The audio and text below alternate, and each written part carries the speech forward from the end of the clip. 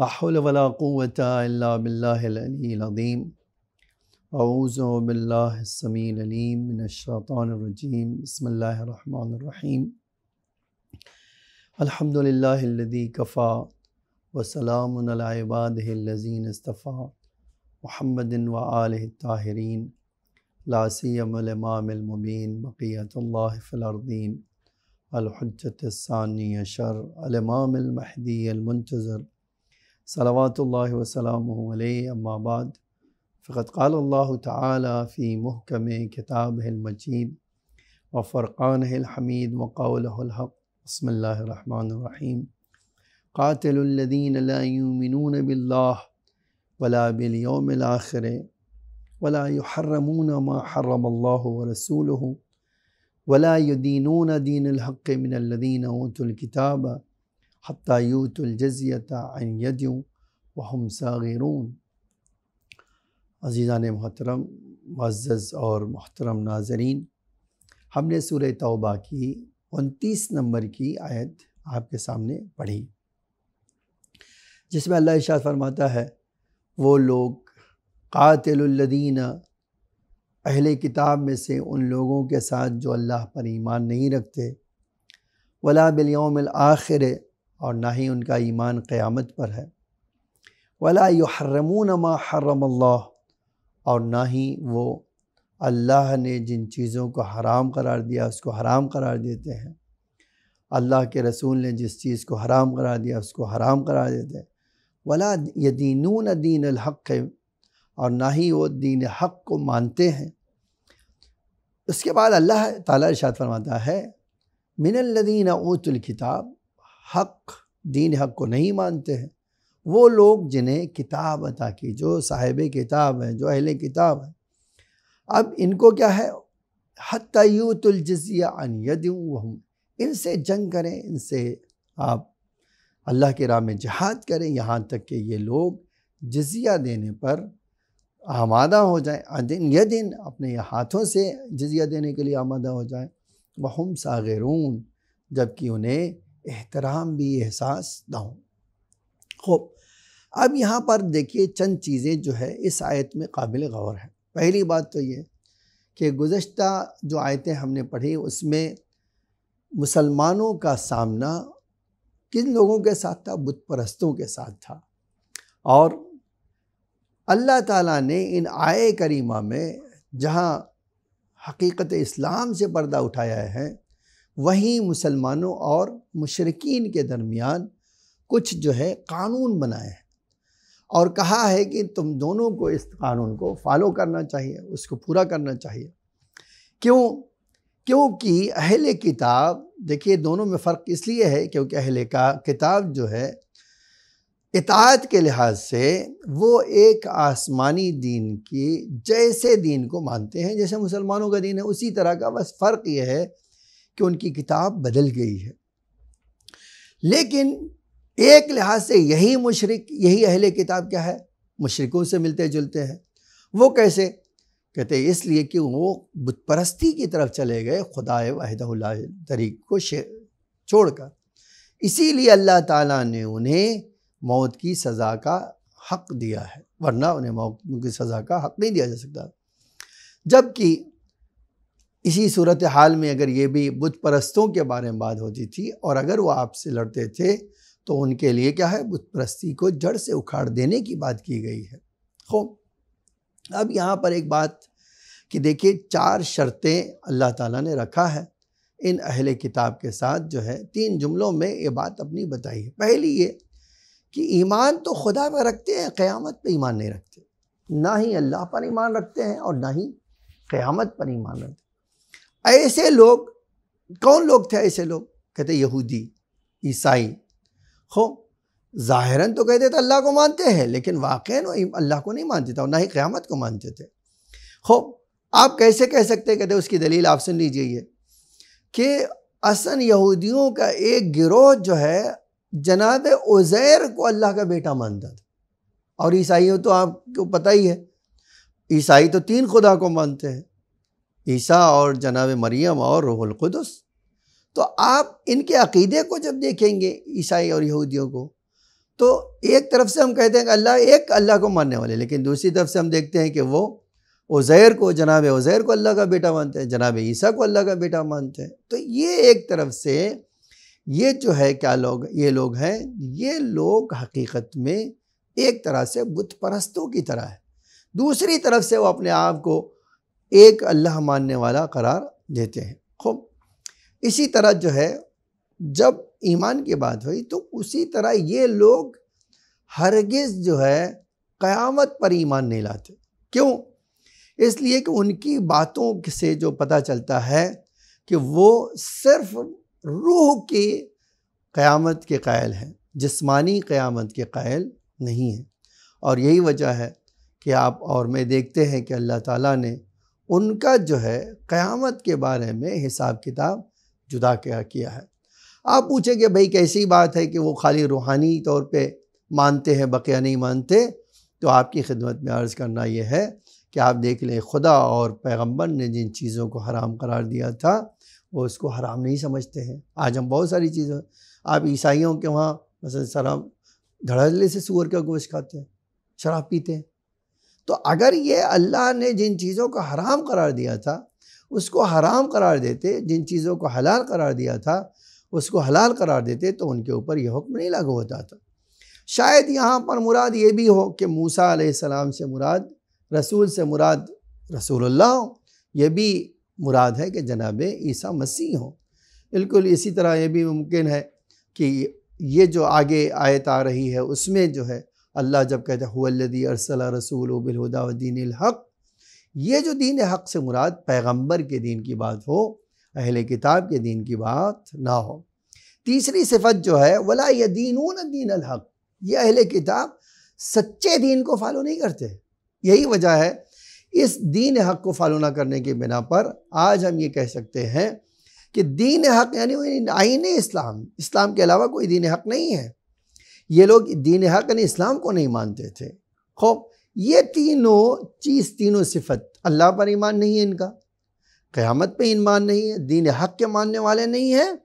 یہ تینوں چیزوں کی بنا پر کیا ہے، اللہ تعالیٰ کہہ رہا ہے کہ یہ ان کو اب دو ہی صورت ہے، یا وہ جزیہ دے یا اسلام قبول کرنے، ورنہ ان کے ساتھ آپ کو جنگ مسلسل کرتے رہنا ہے یہاں تک کہ یہ اپنی اس حرکت سے توبہ کر لے۔ اب ایک جو ہے، میں چاہتا ہوں اس بات پہ غور کریں کہ ایک چیز جو ہے بہت زیادہ غلط فہمی کا شکار ہے، وہ کیا ہے؟ جزیہ۔ دیکھیے دنیا میں جہاں بھی جزیے کی بات آتی ہے، جزیہ کیا ہے؟ ایک طرح کا ٹیکس ہے۔ اسلامی ملک میں رہنے والوں کے لیے، جو بھی اسلامی ملک میں رہتا ہے ان کو ٹیکس دینا۔ اب اس کے مقابل میں ان کی جان اور مال کی حفاظت کی جائے گی۔ اسی لیے کہا گیا ہے، بعض لوگ کہتے تھے کہ جزیہ جو ہے لفظ کثیت فارسی سے بنا ہے، جس کا معنی ہوتا ہے مالیات یا ٹیکس، ایک طرح سے جو فوج لیا کرتی ہے اور سال میں ایک بار دینا ہوتا ہے۔ یہ ایک بات ہے۔ لیکن جزیہ چونکہ اسلام سے پہلے بھی پایا جاتا تھا، مثلا بعض لوگوں کا عقیدہ یہ ہے کہ جزیہ سب سے پہلے کس نے بادشاہ نے لیا تھا؟ انوشیروان بادشاہ نے لیا تھا، انوشیروان عادل نے سب سے پہلے یہ لیا تھا۔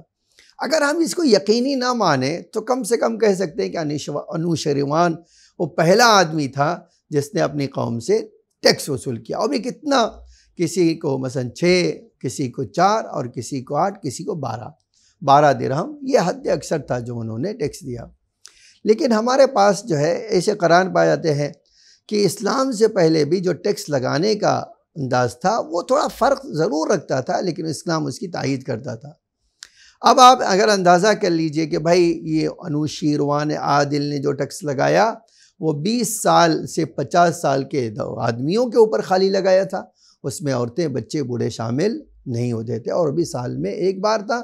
حتیٰ جب ہم اسلام کی تاریخ پڑھتے ہیں تو اس میں ایسے بہت سارے ہمارے پاس ایگریمنٹ ملتے ہیں جس میں باقاعدہ مسلمان حکمران کی طرف سے شرط کے ساتھ کیا جاتا تھا کہ آپ اگر اسلامی ملک میں کوئی اہل کتاب مشرک آ کر رہتا ہے تو اس کے لیے ضروری ہے، کیا ضروری ہے؟ اس کے لیے ضروری ہے کہ وہ ٹیکس دے، اس بات کے مقابل میں کہ اسلامی ملک اس کی جان اور مال کی حفاظت کرے گا۔ اور جس سال نہیں کرے گا اس سال اس سے کوئی ٹیکس بھی وصولا نہیں جائے گا۔ اسی لیے یہ الزام اسلام کے اوپر غلط ہے کہ اسلام اپنے دشمنوں کو، اپنے جو اس کے ماننے والے نہیں ہیں، جو اس کے مخالف ہیں، ان کو بہرحال نیچا کرنا چاہتا ہے۔ نہیں، یہ تو دنیا میں ہر جگہ ہے، جہاں بھی آپ چلے جائیے وہاں کا قانون ہے، آپ کو ٹیکس دینا ہے، کس لیے؟ کہ اس سے سڑکیں بنیں گی، ہاسپٹل بنے گا، یہ بنے گا، فوج میں جائے گا۔ تو اس کو اس عنوان سے دیکھنا چاہیے، نہ کہ کسی اور عنوان سے۔ اسی لیے اسلامی ملکوں میں تو جو عدالت والی چیز پائی جاتی تھی وہ بڑی عجیب تھی۔ ہم میں اسی دستاویز میں ملتا ہے کہ جس سال اگر ان کی حفاظت میں کوتاہی ہوئی تو ان سے کوئی ٹیکس نہیں لیا جاتا تھا، حتیٰ انہیں معاف کر دیا جاتا تھا، کہتے تھے نہیں تمہارے اوپر اس سال کوئی ٹیکس نہیں ہے۔ کیوں؟ اس لیے کہ تمہارے اوپر ہماری طرف سے کوئی پیسے خرچ نہیں کیے گئے، تمہاری حفاظت کی ذمہ داری ہم نے پوری نہیں کی تو اب ہمیں ٹیکس بھی تم سے نہیں لینا۔ یہ تھی کس طرح کی بات؟ 29 نمبر کی بات۔ یہاں سے ایک نئی بات شروع ہوتی ہے۔ وہ بات کیا ہے؟ وقالت الیہود عزیر ابن اللہ، یہودی کہتے تھے عزیر اللہ کے بیٹے ہیں۔ وقالت النصارى المسیح ابن اللہ، اور عیسائی کہتے تھے مسیح جو ہے، عیسیٰ مسیح اللہ کے بیٹے ہیں۔ ذالک قولہم بافواہہم، اللہ کہتا ہے یہ تو ان کی خالی زبانی باتیں ہیں۔ یضاحون قول الذین کفروا، بلکہ یہ ان کی باتیں ملتی جلتی ہیں وہ پچھلے والے کافروں سے، جو کہتے تھے اللہ ہے ہی نہیں، ہمارا یا متعدد خدا ہے۔ پھر اللہ کہہ رہا ہے قاتلہم اللہ، اللہ ان کو جو ہے قتل کر دے۔ انا یؤفکون، کس طرح یہ لوگ جھوٹی باتیں پھیلاتے ہیں۔ پھر اس کے بعد آپ دیکھیے اتخذوا احبارہم ورہبانہم اربابا من دون اللہ، ان یہودیوں نے اپنے علماء کو، جو تارک دنیا راہب ہیں، انہوں نے کیا کیا ہے؟ اپنے راہبوں کو، اپنے علماء کو ارباباً، اپنا رب مان لیا ہے، اللہ کے برابر انہیں معبود بنا لیا ہے۔ والمسیح ابن مریم، اسی طرح عیسیٰ مسیح کو انہوں نے اپنا رب مان لیا ہے۔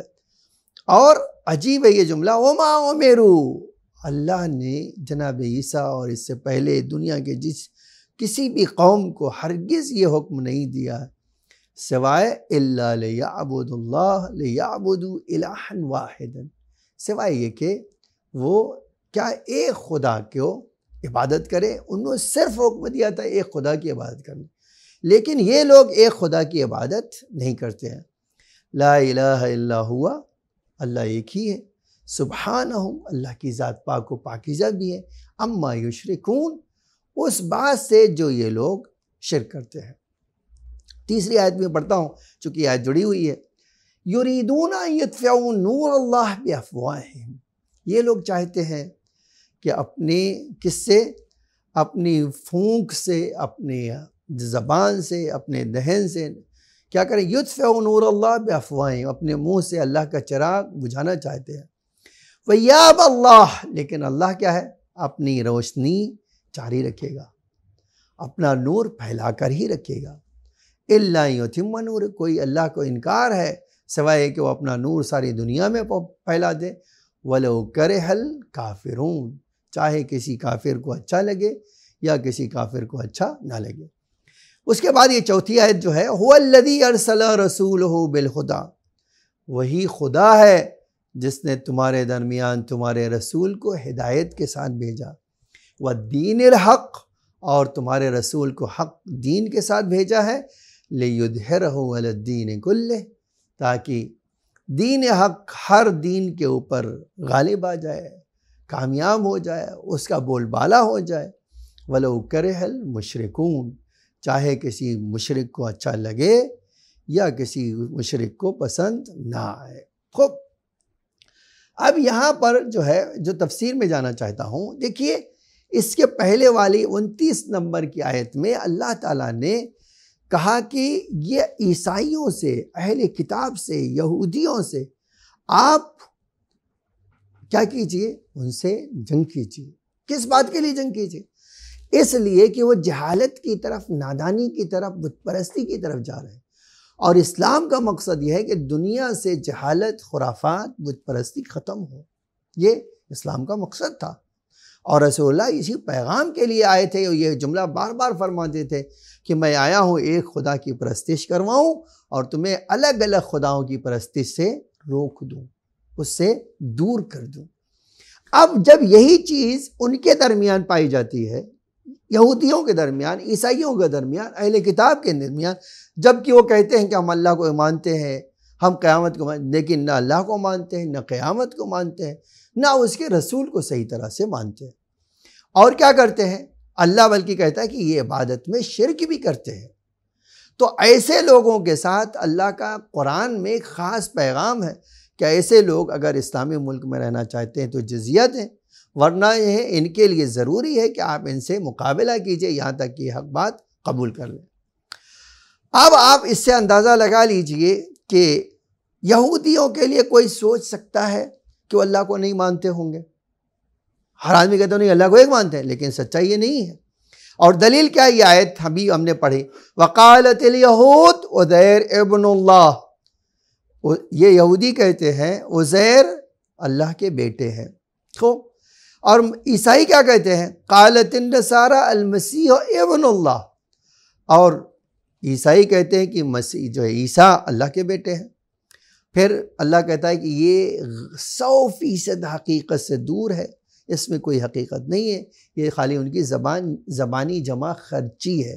اسی لیے یہ جملہ ذالک قولہم بافواہہم، یعنی ان کی یہ زبانی بات ہے، اس کا کوئی حقیقت سے لینا دینا نہیں. اچھا، پھر اللہ کہتا ہے یہ یہودی عیسائی کافروں مشرکوں کی طرح ہے. یہ جملہ آپ دیکھیے، مشرکوں بت پرستوں کی طرح ہے، بت پرستوں اور مشرکین کی طرح ہے. یزاحون، ان کی یہ بات کہ اللہ کے بیٹے ہیں، یہ ہے وہ ہے، یہ برابر ہے قول الذین کفروا من قبل، کہ یہ اس کی بات ہے جو کافر پہلے کہتے تھے، مشرک پہلے کہتے تھے. وہ کیا ہے؟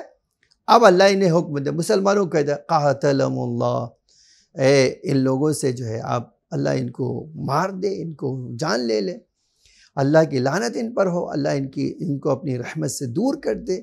کس طرح یہ جھوٹ بولتے ہیں اور حقیقت کو بدل دیتے ہیں. خوب، اب ضروری ہے کہ آپ جانیے کہ عزیر تھے کون، جناب عزیر کون تھے. عزیر جو ہے لغت میں، خوب، عزیر لغت عرب میں عذرا جو ہے یہودی جو ہے عبرانی زبان سے آیا ہے، اور عرب جو ہے یہ عزیر کہتے تھے جب کسی اجنبی کا کوئی نام رکھنا ہوتا تھا تو کہتے تھے عزیر، یعنی یہ اجنبی ہے. اور اس میں تھوڑی سی تبدیلی لاتے تھے، خاص طور سے جب کیا کرتے تھے، کسی محبت کا اس آدمی سے اظہار کرنا چاہتے تھے تو تصغیر کے ساتھ پیش کرتے تھے. اسی لیے عذرا کو کیا بنا دیا انہوں نے؟ عزیر بنا دیا. جیسے بالکل عیسیٰ کو یسوع کہا جاتا ہے، یحییٰ کو یوحنا آج کہا جاتا ہے، جناب یوسف کو جیکب کہا جاتا ہے. یہ اس طرح کی چیز ہر زبان میں ہے. تو جب عربی زبان میں آیا تو اس کو عذرا کو عزیر بنا دیا گیا. اب تاریخ یہود میں جناب عزیر کی ایک بڑی اہمیت ہے، بہت ان کا احترام ہے. یہاں تک کہ کچھ ایسی تاریخ میں جہاں ان کی قومیت کے بارے میں بات کی گئی ہے اور جہاں ان کی نسبت کی کس قوم سے تھے اس بارے میں بات کی گئی ہے، تو وہاں پر ان کی بڑی تجلیل اور بڑی تعریف اور توصیف کی ہے. اور یہاں تک کہ کہا گیا ہے کہ وہ بڑے عظیم انسان تھے. کیوں؟ اب اس کا واقعہ کیا ہے؟ جناب عزیر کا واقعہ کیا ہے؟ کہتے ہیں جناب عزیر کا واقعہ یہ ہے کہ بخت النصر جو بابل کا بادشاہ تھا، اس نے کیا کیا؟ حملہ کر کے بابل پر یہودیوں کی اینٹ سے اینٹ بجا دی اور یہودیوں کو تیا پانچا کر دیا، ان کو بکھیر دیا، ان کو توڑ پھوڑ کے رکھ دیا. اور اس جو ہے بخت النصر کے فوجیوں کے ہاتھ میں جو بھی شہر آیا ہو، اس نے کیا کیا؟ اس شہر کو ویران کر دیا، تہس نہس کر دیا، اور ان کی عبادت خانوں کو توڑ دیا اور ان کی کتاب توریت کو آگ کے حوالے کر دیا. جو مرد گرفتار ہوتے تھے اس بخت نصر یہودی ان کو مار دیتا تھا اور ان کے بچوں اور ان کی عورتوں کو اسیر کر دیتا تھا اور انہیں بابل لے جاتا تھا. دوسرے شہر سے انہیں کیا کرا؟ ٹرانسفر دے دیتا تھا. کہا بابل شہر میں ان کو لے جاتا تھا. تقریباً 100 سال تک بخت النصر نے اور اس کے بعد آنے والے بادشاہوں نے یہ کام یہودیوں کے ساتھ کیا۔ پھر جب ایران کا بادشاہ کورش نے کیا کیا، بابل کو فتح کیا، تو انہی جو ہے بابل جو کو فتح کیا، تو بابل میں سے یہودیوں کے ایک بڑے جو ہے بزرگ جو ہے عزرا تھے، اور وہ عزرا جو ہے اس کورش کے پاس آئے اور اس سے سفارش کی، درخواست کیا کہ آپ ہماری یہودی قوم کو تھوڑا راحت پہنچائیے، ہم پر بہت ظلم ہوا ہے اور ایسا ہوا ہے، وہ ایسا ہوا ہے۔ آخر کورش کو اتنا اس نے سمجھایا کہ کورش نے اس کی بات مان لی اور کہا کہ ٹھیک ہے، جو لوگ اپنے شہر سے یہاں لائے گئے تھے وہ اپنے شہر جا سکتے ہیں، اور یہ ساری چیزیں ہو گئی۔ اور پھر سے توریت اس نے کہا کہ ہم پھر سے لکھ دیں گے۔ اب ظاہر سی بات ہے، توریت اس نے کیسے لکھا؟ جو اس عزرا کو یا ان کے بزرگوں کو یاد تھا وہی انہوں نے کتاب توریت میں لا کر درج کیا اور شروع سے لکھی گئی، یہ کتاب پھر سے ترتیب دی گئی۔ اسی وجہ سے پوری یہودی قوم عزرا کو اتنا احترام دیتی ہے، حتیٰ ان کو اپنا نجات دہندہ بلکہ یہودیت کو زندہ کرنے والا قرار دیتی ہے، اور اس حد تک ان کو بڑھا دیا کہ اللہ کا بیٹا ہی کہنے لگے، جبکہ ان کا دور دور سے اللہ کے بیٹے سے کوئی تعلق نہیں ہے۔ خوب اللہ کا بیٹا کیوں کر ہو سکتا ہے؟ اسی لیے ایک روایت آپ کو احتجاج طبرسی سے سناتا ہوں۔ احتجاج طبرسی میں ہے کہ ابن اللہ کا لقب عزیر کے لیے انتخاب کیا گیا، کیوں؟ تاکہ عزیر کا مطلقاً احترام کیا جا سکے، ہر طرح کا احترام عزیر کا کیا جا سکے، اس لیے ان کو عزیر کا لقب دیا گیا ہے۔ اسی طرح پیغمبر سے صلی اللہ علیہ وسلم سے جب کسی نے پوچھا عزیر کو عزیر کیوں کہا جاتا ہے، تو پیغمبر نے فرمایا کیونکہ انہوں نے اپنے بزرگوں کے ساتھ بڑے احترام، بڑی خدمت کیا ہے، اس بنا پر ان کو اس نام سے یاد کیا جاتا ہے۔ خوب، اب ایک سوال یہ ہے، اور واقعی یہ سوال بہت اچھا ہے، کہ اگر عزیر کو اللہ کا بیٹا کہا جاتا تو جناب موسیٰ تو ان سے بڑے تھے، ان کو کیوں نہیں کہا جاتا؟ وہ تو دین یہود لانے والے تھے۔ تو اس کا جواب کوئی یہودیوں کے پاس نہیں ہے کہ موسیٰ بڑے ہیں یا جناب عزیر۔ تو جناب عزیر کو اگر ان کی خدمات کی بنا پر، ان کی شخصیت کی بنا پر، ان کی پرسنالٹی کی بنا پر اللہ کا بیٹا ہونے کا لقب دے رہے ہو، تو موسیٰ علیہ السلام تو اس یہودیت کو لانے والے ہیں، تو ان کو کیوں نہیں کہہ رہے ہو؟ جانتے ہیں اس کا کوئی جواب نہیں ہے۔ مسئلہ یہ کیا ہے؟ ان کے اندر دھیرے دھیرے جناب موسیٰ کے بعد بت پرستی کی طرف چلے گئے، اس لیے انہوں نے کیا کیا؟ جناب عزیر کو انسان کے بجائے خدا سمجھنے لگے۔ اسی کو تو بت پرستی کہا جاتا ہے، کہ ایک انسان کو کیا کریں؟ آپ خدا سمجھ بیٹھے۔ خوب، یہی اب ایک سوال یہاں پر واقع ہے کہ جب وہ لوگ ایک طرف سے کہتے ہیں کہ ہم اللہ کو مانتے ہیں، تو پھر ایک سوال یہ کہ بھائی اگر آپ اللہ کو مانتے ہیں تو آپ کے وہاں اس طرح کا نام کیوں کر پایا جاتا ہے کہ عزیر کو اللہ کا بیٹا قرار دیتے ہیں؟ اگر اس نے آپ کو فرض کر لیجئے دربدری سے اور آوارگی سے نجات دیا تو آپ لکھ دیتے کہ بھائی وہ بڑے احترام والے تھے اور یہ تھے، نہ کہ اللہ کے بیٹا بنا لینا۔ لیکن سچائی یہ ہے کہ یہ یہودی قوم جو ہے سارے کے سارے جو ہے یہ عقیدہ نہیں رکھتی ہے، کچھ ہی لوگ عقیدہ رکھتے ہیں۔ خوب، اسی لیے پیغمبر کے زمانے میں جو یہودی رہتے تھے وہ یہ بات کو مانتے تھے، ان کے وہاں اس طرح کی کوئی چیز نقل نہیں ہوئی ہے، اور اگر نقل ہوئی ہوتی تو آپ یقین جانیں کہ وہ زیادہ ہنگامہ مچاتے تھے۔ پیغمبر نے جب ان کو ٹوکا تو ان کو زیادہ ہنگامہ مچانا چاہیے تھا کہ وزیر ہمارے وہاں تو ہے ہی نہیں، لیکن انہوں نے کوئی ایسی بات کی نہیں۔ اس کا مطلب ہے کہ ان کے دلوں میں کہیں نہ کہیں وہ چیز پائی جاتی تھی۔ خوب، اب سوال یہ ہے کہ جب وہ لوگ عزیر کو اللہ کا بیٹا نہیں مانتے تو اللہ نے پھر کیوں اس طرح قرآن میں نسبت دی ہے؟ جواب یہ ہے کہ یہ ضروری نہیں ہے کہ تمام یہودی اس طرح کا عقیدہ رکھتے ہوں، بلکہ کچھ عقیدے اگر یہودی اس طرح کو مانتے ہیں تو قرآن انہی کو دلیل بنا کر کہہ رہا ہے کہ بھئی کچھ یہودی اللہ عزیر کو اللہ کا بیٹا قرار دیتے ہیں، جبکہ یہ 100% حقیقت سے دور ہے۔ اسی طرح اب ایک دوسری بات ہے، آپ دیکھیے، مسیح فرزند خدا ہے، جناب عیسیٰ اللہ کے بیٹے کیسے ہو سکتے ہیں؟ جبکہ اسی قرآن میں ہے، اسی قرآن میں ہم نے آپ کو بتایا ہے، قرآن نے ذکر کیا ہے، بار بار ذکر کیا ہے۔ حتیٰ ہمارے اماموں سے ایک روایت ہے، جب امام رضا علیہ السلام نے انہی عیسائیوں سے بات کی اور یہ جملہ فرمایا کہ تمہارے عیسیٰ بہت اچھے تھے، لیکن ایک بہت بڑی خرابی ان کے پاس تھی، ایک بہت بڑا عیب ان میں پایا جاتا تھا۔ تو انہوں نے پوچھا کہ آپ ہمارے عیسیٰ کی تعریف کر رہے ہیں یا مذمت کر رہے ہیں؟ تو نے کہا میں تعریف کر رہا ہوں، لیکن ایک خرابی تھی اس کو بھی بتا رہا ہوں، حقیقت ہے یہ۔ کہا وہ کیا خرابی ہے؟ کہتے وہ سب کچھ تھے لیکن اللہ کی عبادت نہیں کرتے تھے، سب کچھ تھے لیکن اللہ کی عبادت نہیں کرتے۔ تو پورے عیسائی چیخ اٹھے تھے، چلا پڑے تھے کہ نہیں نہیں ایسا نہیں ہے، جناب عیسیٰ تو سب سے بڑے عبادت گزار تھے، ان سے بڑا تو اپنے زمانے میں کوئی عابد ہی نہیں تھا۔ تو اگر کوئی، جیسے ہی انہوں نے کہا کہ ان سے بڑا کوئی عابد نہیں تھا، امام رضا نے فرمایا اگر وہ عبادت کرتے تھے تو کس کی عبادت کرتے تھے؟ کوئی ان کا اللہ تھا تبھی تو عبادت کرتے تھے۔ اب عیسائیوں کا منہ بن گیا کہ امام نے تو ان کو پھنسا دیا، کہتے ہیں یہ اللہ کے بیٹے ہیں تو اللہ کی عبادت کیسے کر سکتے ہیں؟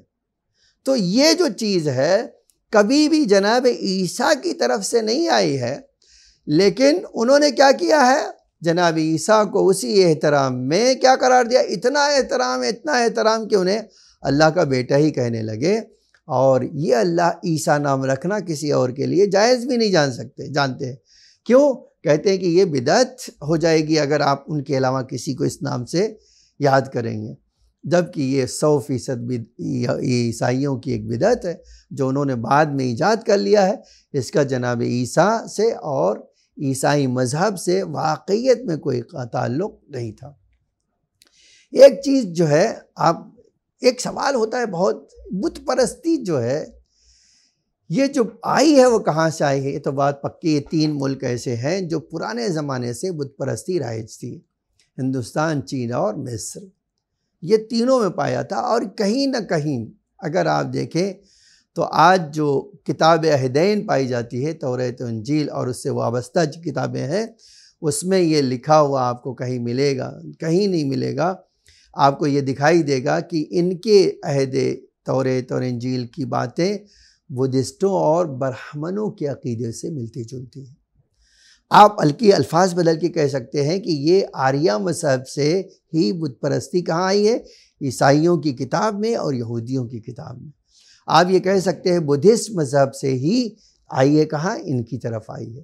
یہی وجہ ہے کہ اگر آپ ان کی تحقیق کرنے بیٹھیے، ان کے عقائد کی، عیسائیوں کی، تو آپ کو اس طرح کی بہت سارے انجیل کی باتیں 100% بدھسٹ میں نظر آئے گی اور بدھسٹوں کی باتیں ان کی کتاب میں نظر آئے گی۔ اس سے خود پتہ چلتا ہے کہ کہیں نہ کہیں ایک دوسرے سے کیا ہے، یہ دونوں جو ہے ایک دوسرے سے قریب آئے، ایک دوسرے کو جانے اور ایک دوسرے کی کتابیں اپنی طرف لے کر چلے گئے۔ اب آتے ہیں اس بات پہ بات کرتے ہیں، چونکہ اللہ کہہ رہا ہے کہ قاتلہم اللہ، قاتلہم اللہ سے مراد مرحوم طبرسی کہتے ہیں کہ ابن عباس نے روایت کیا ہے کہ قاتلہم سے مراد اللہ کی لعنت ہے۔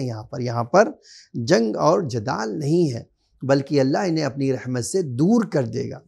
خوب، اس کے بعد جو ہے ایک جو ہے شرک عملی کی اللہ ان کی اشارہ کرتا ہے۔ وہ کیا ہے؟ وہ ہے ان کے یہ طریقہ، اور آپ غور کیجئے کہ بڑا اہم نقطہ عرض کرنا چاہتا ہوں اس تفسیر کا۔ اتخذوا احبارہم ورہبانہم اربابا من دون اللہ، ان لوگوں نے کیا کیا ہے؟ ان لوگوں نے اپنے علماء کو، اپنے راہبوں کو اللہ کو چھوڑ کر اپنا رب مان لیا ہے۔ خوب، یعنی ان کی ربوبیت کو، معبود ہونے کو قبول کر لیا ہے۔ آپ کبھی سوچئے، ایک حدیث امام صادق کے اور کہ سناتا ہوں، امام باقر اور امام صادق دونوں سے یہ حدیث پائی جاتی ہے۔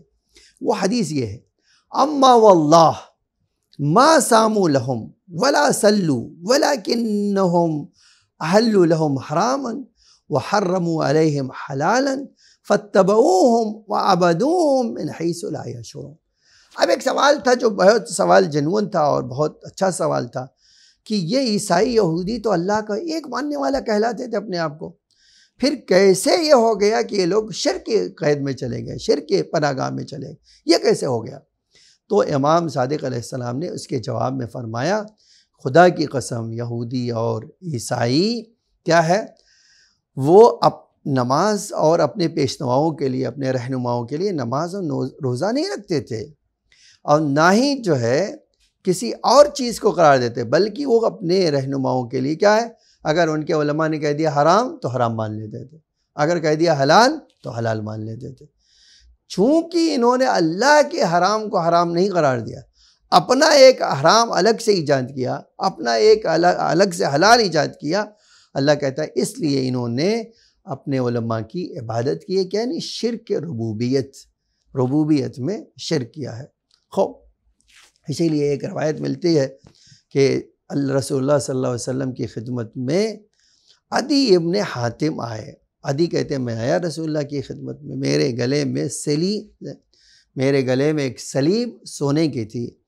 پیغمبر اکرم نے مجھ سے فرمایا، اے عدی، اس بت کو اپنی گردن سے باہر نکال دو، اے عدی اس بت کو اپنی گردن سے اتار دو۔ پھر کہتے ہیں میں جب رسول اللہ کے قریب گیا تو میں نے یہ آیت اللہ کے رسول کو پڑھتے ہوئے سنا۔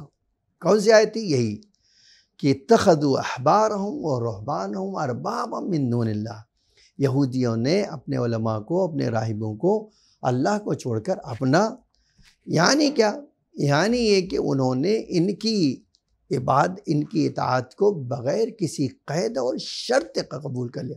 کہتے ہیں آپ وضاحت کیجئے، میں آپ کے سامنے اس کی وضاحت کرتا ہوں۔ دیکھیے خداوند عالم نے 100% اطاعت بغیر کسی قید و شرط کے صرف اپنے اور اپنے رسول کے لیے اور امام کے لیے رکھی ہے۔ بقیہ کسی کے لیے اگر آپ اطاعت کرنا چاہتے ہیں تو اس کے لیے کیا ہے، شرطیں پائی جاتی ہیں۔ میں ایک مثال لیتا ہوں۔ مثلا اللہ قرآن میں کہتا ہے کہ اپنے ماں باپ کی اطاعت کرو، لیکن وَإِن جَاهَدَاكَ لِتُشْرِكَ، لیکن اگر یہ کوشش کریں تمہیں شرک کرنے کی، فَلَا تُطِعْهُمَا، تو ان کی اطاعت نہ کرنا۔ تو آپ دیکھیں ماں باپ کی اطاعت واجب ہے انسان کے لیے کرنا، لیکن ایک اس کی قید ہے، اس کی ایک شرط ہے، اس کی ایک باؤنڈری ہے۔ باؤنڈری کیا ہے؟ جب تک وہ اللہ کے مقابل میں فرمان نہ دیں اس وقت تک ان کی اطاعت کی جائے گی، لیکن اگر انہوں نے اللہ کے حکم کے مخالف ایک جو ہے بات کہی اور کہا جاوے کرو، تو کسی بھی انسان پر اس کی اطاعت واجب نہیں، اور اگر آپ نے اطاعت کیا تو آپ مشرک بن جائیں گے۔ خوب یہی حال شوہر اور زوجہ کا ہے۔ شوہر کی اطاعت بیوی پر واجب ہے، شوہر کو بیوی کو اپنے شوہر کی بات ماننا چاہیے، لیکن کب ماننا چاہیے؟ جب یہ شوہر ایسی بات کہہ رہا ہو جو معصیت خدا نہ ہو، جس کو اللہ تعالیٰ نے منع نہ کیا ہو، جس کو اللہ تعالیٰ نے حرام نہ قرار دیا ہو۔ لیکن اگر یہی شوہر ایسی بات کرنے لگے جس سے کیا ہو، اللہ کی اطاعت سے اس کی بات ٹکراتی ہو، تو بیوی کے اوپر ہرگز شوہر کی اطاعت واجب نہیں، اور اگر اس نے اطاعت کیا تو کیا ہو جائے گا؟ ربوبیت میں شرک ہو جائے گا۔ خوب اسی طرح آگے آ جائیے، معلم ہے اور متعلم ہے۔ ایک شاگرد کو اپنے استاد کی بات ماننا ہے، لیکن کب ماننا ہے؟ کون سی ماننا ہے؟ وہی بات ماننا ہے جو استاد اللہ کی حرام باتیں نہ کرے۔ اگر وہ اللہ کے خلاف حرام چیز کا حکم دے گا تو معلم کی ہرگز اطاعت نہیں ہوگی۔ یہودیوں میں پریشانی یہی تھی، وہ کیا کرتے تھے، اپنے علماء کو اس حد تک انہوں نے ان کا درجہ بلند بنا دیا کہ انہوں نے اس کا علماء نے مس یوز کیا اور غلط فائدہ اٹھایا۔ کیا کیا؟ جس چیز کو چاہا حرام قرار دیا اور جس چیز کو چاہا حلال قرار دیا۔ نتیجے میں اللہ کہہ رہا ہے یہ وہ لوگ ہیں جنہوں نے اللہ کو چھوڑ کر کسی اور کو اپنا رب مان لیا، اور اگر کوئی اس طرح کا ہے تو اللہ کی لعنت اس کے اوپر آئے گی۔ یہ اور اس کے بعد کی جو حقیقت کا اعلان ہے، اور وہ اعلان یہ ہے، وہ کیا اعلان ہے؟ وَمَا أُمِرُوا الا لیعبدوا الہا واحد۔ آج ایک بات بڑی عجیب ہے، یہ کہنا چاہتا ہوں کہ انسان کس طرح کا مخلوق ہے۔ خداوند عالم انسان جناب آدم سے لے کر جتنے بھی انسان آئے ہیں، آپ سورہ اعراف پڑھیں، اس میں اللہ تعالیٰ نے ایک حقیقت کی طرف اشارہ کیا ہے، جہاں یہاں بھی اس کی طرف اشارہ کیا۔ وہ کیا اشارہ کیا؟ دنیا میں آدم کی اولاد کو بھیجا ہی نہیں گیا جب تک کہ اس نے اس بات کا اعتراف نہیں کر لیا ہے کہ ہم ایک اللہ کو مانیں گے۔ جب تک اس نے اس بات کو مانا نہیں، اس وقت تک اللہ تعالیٰ نے اس کو اس دنیا میں بھیجا ہی نہیں، پیدا ہی نہیں کیا۔ اب یہ آیا انسان اس دنیا میں، اور اس نے کیا کیا؟ ایک خدا کی پرستش چھوڑ کر کیا کیا؟ اپنی مرضی سے خدا بنا لیے۔ یہ وہ حقیقت ہے جو قرآن بار بار کہتا ہے، وما امروا، ہرگز کسی انسان کو یہ حق نہیں دیا گیا ہے کہ ایک اللہ کو چھوڑ کر کئی خدا اپنے بنا لے، بلکہ ہر انسان کو ایک ہی حکم دیا گیا ہے کہ تم ایک خدا کو مانو اور ہرگز خدا کے ساتھ شرک نہ کرو۔ اگر خدا کے ساتھ شرک کرو گے، اگر خدا کے ساتھ کسی کو ملا دو گے، اگر خدا کے ساتھ کسی کو ملا دو گے، اس کی عبادت کرو گے، تو یہ تمہاری عبادت، اللہ کے اوپر ایمان صحیح نہیں ہوگا، درست نہیں ہوگا، اور اللہ کی لعنت تمہارے اوپر ہوگی۔ خوب، اس کے بعد آتے ہیں ہم تیسری بحث جو ہماری اس میں بہت اہمیت کے حامل تھی، اگرچہ اس سے پہلے ایک جملہ آپ کے سامنے کہہ دوں، اور وہ کیا تھی کہ ایک بات جو آج اس زمانے میں ہمیں اس گزشتہ زمانے سے سیکھ لینا چاہیے اور ہمیشہ یاد رکھنا چاہیے، وہ کیا ہے؟ گزشتہ زمانے میں تو لوگ خالی پتھر کا، لکڑی کا، اس طرح کی چیزوں کا خوب جاہلیت کے زمانے میں سجدہ کرتے تھے، لیکن آج جو ہے اس سے بڑھ کے بت پرستی پیدا ہو گئی۔ خوب، آج مثال کے طور پر آپ دیکھیے، استعمار کی اس حد تک غلامی پائی جاتی ہے کہ وہ اپنی خواہش پوری کرنے کے لیے پورے اسلام کو داؤ پہ لگانے کے تیار۔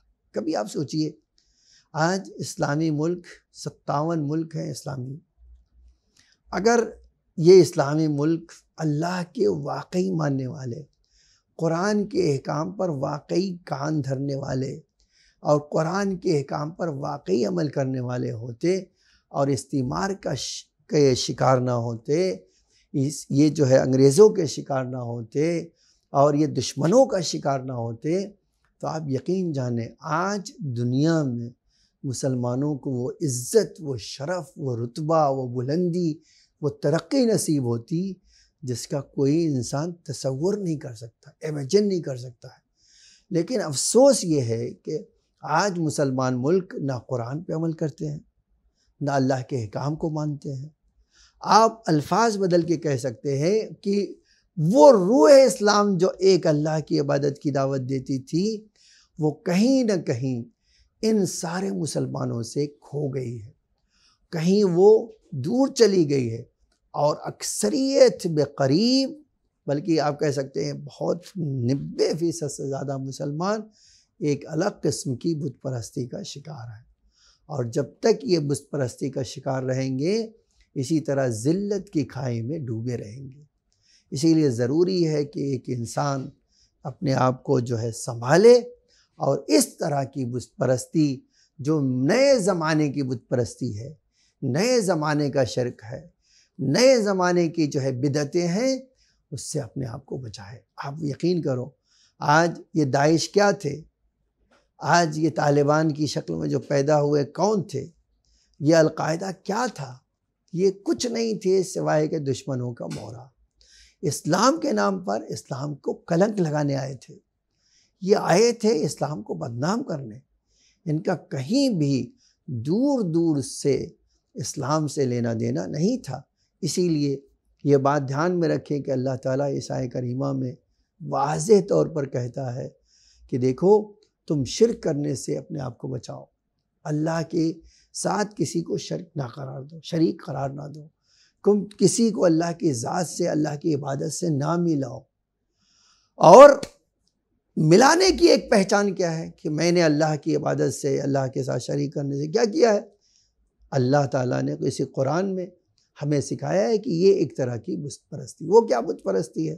کہا ہم نے حرام خدا کو اپنی مرضی سے بنا لیا، اپنی مرضی سے چن لیا، اپنی مرضی سے طے کر لیا۔ اس کو حرام نہیں قرار دیا جس کو اللہ تعالیٰ نے حرام قرار دیا، اس کو حلال قرار نہیں دیا جس کو اللہ تعالیٰ نے حلال قرار دیا۔ اسی لیے اس طرح کی کھائی اور پستی میں مسلمان اس وقت تک بنے رہیں گے، ڈوبے رہیں گے، جب تک اللہ کے قانون کو اپنے دل کی گہرائیوں میں خلوص سے جگہ نہ دیں۔ جب جگہ دیں گے تو انہیں کامیابی ملے گی، جب تک ان قانون کو اگنور کرتے رہیں گے وہ کیا بھٹکتے رہیں گے اور ان کا کوئی پناہ دینے والا نہیں ہوگا۔ عزیزان گرامی، آج میں نے اپنی بات یہاں مکمل کر لی ہے۔ بس آگے ہم اپنے آخری پڑاؤ پر، جس میں ہم ہمیشہ ایک سوال کرتے ہیں۔ وہ سوال یہ ہے کہ یہودی اللہ کو ایک مانتے تھے، اس کے باوجود اللہ تعالیٰ نے انہیں مشرک کیوں کہا؟ اس کی وضاحت فرمائی ہے۔ وصلی اللہ علی محمد وآلہ الطاہرین لا سیما الامام المبین بقیۃ اللہ فی الارضین۔ اللہم صلی علی محمد وآل محمد وعجل فرجہ۔